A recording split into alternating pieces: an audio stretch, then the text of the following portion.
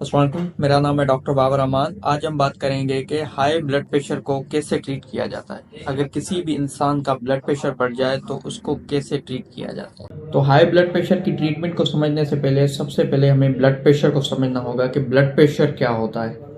आप लोगों ने ये तो सुना होगा कि जो नॉर्मल इंसान का ब्लड प्रेशर होता है वो 120/80 होता है। इट्स मीन्स के सिस्टोलिक ब्लड प्रेशर है जो वो 120 होता है और जो डायस्टोलिक ब्लड प्रेशर वो 80 होता है। अब ये जो 120 120 ब्लड प्रेशर है ये क्या है, सिस्टोलिक ब्लड प्रेशर क्या है और डायस्टोलिक जो 80 है वो ब्लड प्रेशर क्या है। अब ये सिस्टोलिक ब्लड प्रेशर क्या होता है। नॉर्मली जो हमारी हार्ट है उसके दो फेजेस होते हैं, एक तो सिस्टोलिक फेज होता है, दूसरा डायस्टोलिक। सिस्टोलिक का मतलब होता है कि कॉन्ट्रैक्शन, जितना फोर्सफुली हमारी हार्ट कॉन्ट्रैक्ट करेगी उतना ज्यादा ब्लड हमारी हार्ट से बाहर निकलेगा, तो इसको स्ट्रोक वॉल्यूम कहा जाता है। तो अगर किसी भी इंसान का अगर हार्ट ज्यादा फोर्सफुली कॉन्ट्रैक्ट कर रही है तो इसका मतलब है कि उसका सिस्टोलिक ब्लड प्रेशर ज्यादा होगा। और जो डायस्टोलिक ब्लड प्रेशर है ये डिपेंड करता है पेरिफेरल वस्कुलर रेजिस्टेंस पे या सिस्टमिक वस्कुलर रेजिस्टेंस पे। अब ये जो पेरिफेरल वस्कुलर रेजिस्टेंस है या सिस्टमिक वस्कुलर रेजिस्टेंस है, इसका मतलब है कि जब हमारी हार्ट कॉन्ट्रैक्ट करती है और रिलैक्स होती है तो हमारा दिल का जो मेन वाल्व होता है, एओर्टिक वाल्व, वो क्लोज हो जाता है। तो जो प्रेशर हमारी शरियानों में बकाया रह जाता है तो इसको हम डायस्टोलिक ब्लड प्रेशर कहते हैं। तो हमारी जो शरियानें हैं वो अगर ज्यादा कॉन्ट्रैक्टेड होंगी, ज्यादा सुकड़ी हुई होंगी तो उतना डायस्टोलिक ब्लड प्रेशर ज्यादा होगा। और उसके अलावा अगर जो हमारी शरियानें हैं जितना ज्यादा रिलैक्स होंगी तो उतना जो डायस्टोलिक ब्लड प्रेशर है वो कम होगा। इसका मतलब है कि शरियानें जब हमारी कॉन्ट्रैक्ट होंगी तो हमारा डायस्टोलिक ब्लड प्रेशर बढ़ेगा, जब हमारी शरियानें रिलैक्स होंगी तो हमारा डायस्टोलिक ब्लड प्रेशर कम होगा। तो आसान अल्फाज में इसका मतलब यह है कि जो हमारा सिस्टोलिक ब्लड प्रेशर है वो हमारी हार्ट की कॉन्ट्रैक्टिलिटी पे डिपेंड करता है, यानी जितनी फोर्सफुली हमारी हार्ट कॉन्ट्रैक्ट करेगी उतना ज्यादा सिस्टोलिक ब्लड प्रेशर ज्यादा होगा। जो डायस्टोलिक ब्लड प्रेशर है वो डिपेंड करता है पेरिफेरल वस्कुलर रेजिस्टेंस पे। जितना पेरिफेरल वस्कुलर रेजिस्टेंस ज्यादा होगा, यानी जितनी हमारी आर्टरीज हैं जो वो कॉन्ट्रैक्टेड होंगी तो उतना डायस्टोलिक ब्लड प्रेशर ज्यादा होगा। जितना हमारी आर्टरीज रिलैक्स होंगी तो उतना जो डायस्टोलिक ब्लड प्रेशर है वो कम होगा। तो अब हम बात करेंगे कि हाई ब्लड प्रेशर की ट्रीटमेंट क्या है। जो हाई ब्लड प्रेशर की ट्रीटमेंट है वो डिपेंड करती है स्टेजेस पे। इसके यूजुअली 3 स्टेजेस होते हैं और उसके अलावा एक प्री हाइपरटेंशन स्टेज होता है। अगर किसी भी इंसान का सिस्टोलिक ब्लड प्रेशर 120 to 129 है और डायस्टोलिक ब्लड प्रेशर 80 या 80 से ज्यादा है तो इस कंडीशन को हम प्री हाइपरटेंशन स्टेज बोलते हैं। तो ऐसी कंडीशन में कोई ट्रीटमेंट की, कोई मेडिसिन की जरूरत नहीं होती, सिर्फ लाइफस्टाइल सेट करने से प्री हाइपरटेंशन स्टेज कंट्रोल हो जाता है। अगर कोई भी इंसान प्री हाइपरटेंशन स्टेज पे है तो ऐसे इंसान को डैश डाइट रिकमेंड की जाती है और उसके अलावा लाइफस्टाइल मॉडिफिकेशन रिकमेंड की जाती है।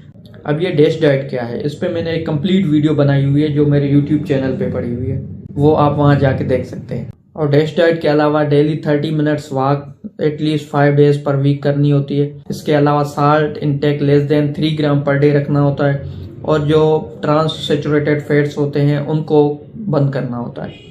अब अगर कोई भी इंसान स्टेज 1 हाइपरटेंशन में आ रहा है, मतलब कि उसका सिस्टोलिक ब्लड प्रेशर 130 to 139 है और डायस्टोलिक ब्लड प्रेशर 80 to 89 है, तो इसको हम स्टेज 1 हाइपरटेंशन कहते हैं। तो स्टेज 1 की ट्रीटमेंट ये है कि अगर किसी भी इंसान को स्टेज 1 हाइपरटेंशन है और उसकी एज है, जो उम्र है, लेस देन 55 ईयर है, तो ऐसे इंसान को एसी इनहिबिटर या ARB दी जाती है।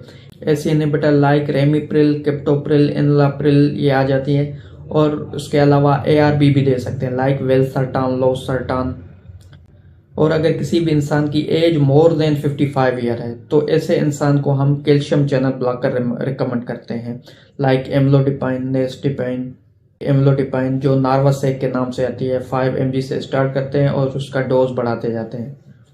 और अगर किसी भी पेशेंट को स्टेज 2 हाइपरटेंशन है, लाइक उसका सिस्टोलिक ब्लड प्रेशर 140 to 149 है and diastolic blood pressure 90 to 99 है, तो इस कंडीशन को स्टेज 2 हाइपरटेंशन कहा जाता है। तो स्टेज 2 हाइपरटेंशन में ड्यूल कॉम्बिनेशन ड्रग रिकमेंड की जाती है लाइक एसी इनहिबिटर और calcium channel blocker, like amlodipine and valsartan combination में आती है जैसे एक्सटोल। इसके अलावा काफी और सारे ब्रांड आते हैं, तो ऐसे लोगों में ड्यूल कॉम्बिनेशन रिकमेंड की जाती है।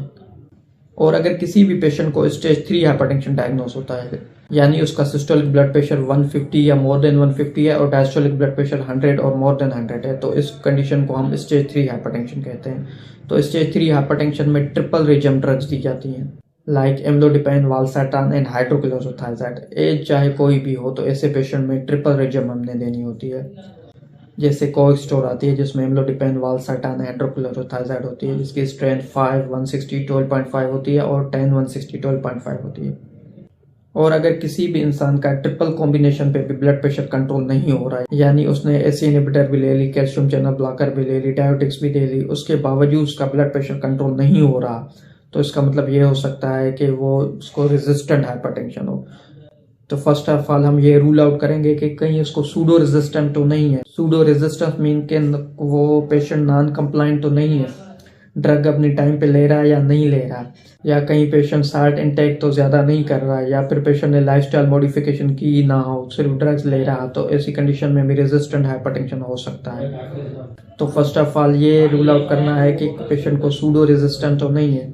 अगर ये भी एक्सक्लूड हो जाए कि पेशेंट को सूडो रेजिस्टेंस नहीं है, तो ऐसे पेशेंट को लेबल किया जाता है कि रेजिस्टेंट हाइपरटेंशन, यानी ट्रिपल रेजिम के बावजूद पेशेंट का ब्लड प्रेशर कंट्रोल नहीं हो रहा, तो ऐसी कंडीशन में हम बीटा ब्लॉकर ऐड करते हैं। तो most of the patient triple regime से ही उनका ब्लड प्रेशर कंट्रोल हो जाता है। अगर नहीं हो रहा तो बीटा ब्लॉकर ऐड करनी होती है। और अगर किसी भी पेशेंट का ब्लड प्रेशर 180 ओवर 120 है, तो इस कंडीशन को हम हाइपरटेंशन क्राइसिस कहते हैं।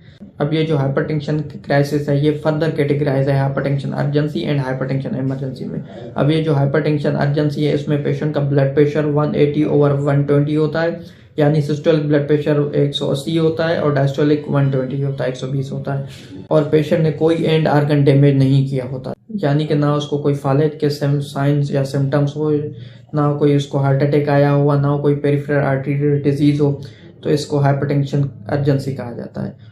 और हाइपरटेंशन इमरजेंसी उस कंडीशन को कहा जाता है अगर किसी भी पेशेंट का सिस्टोलिक ब्लड प्रेशर 180 और मोर देन 180 हो और डायस्टोलिक 120 और मोर देन 120 हो, और पेशेंट ने एंड आर्गन डैमेज किया हो, लाइक उसने या तो फाले डेवलप किया हो, या हार्ट अटैक पेशेंट को आ गया हो, या पेरिफेरल आर्टेरियल डिजीज हो, या पेशेंट ने एक्यूट किडनी इंजरी हुई हो, तो इस कंडीशन को हाइपरटेंशन इमरजेंसी कहा जाता है। तो ये था हाइपरटेंशन की ट्रीटमेंट के बारे में।